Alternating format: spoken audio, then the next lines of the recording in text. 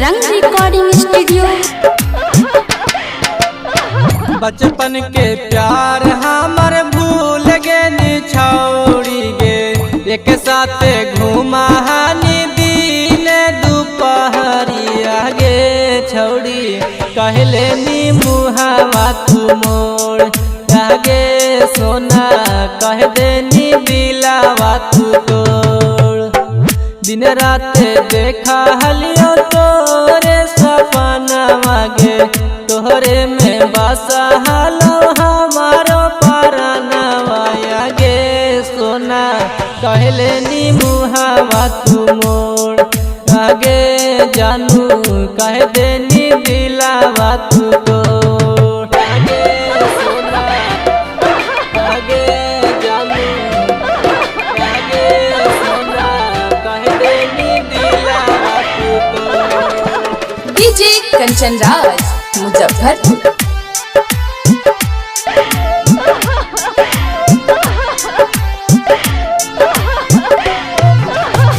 सुना होते गाली हमर लगात ना मानवा गे, रात दीना राखा हलियो तोरे पर ध्यानवा गे छौड़ी, कहले नी मुहावा तू मोड़ आगे सोना, कह देनी दिलावा तू तो।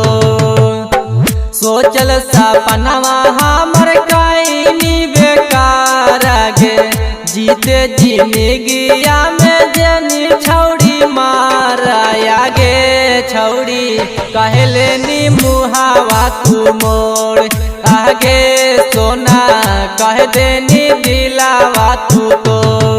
आगे सोना आगे जानू, आगे सोना, कह देनी दिलावा तू तो। डीजे कंचन राज मुजफ्फरपुर।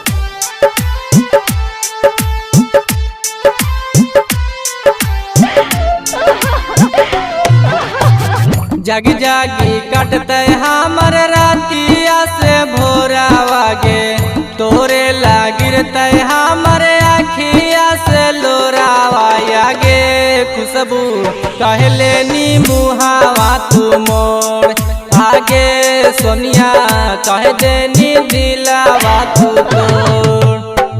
हंसी खुशी जाके मुकेश के घरावा बसाई है गे, कवनो ना बतिया उदित शिवा से कहिए आगे छौड़ी, चल जाई है अपन ससुरार आगे छौड़ी, चल जाई है अपन ससुरार।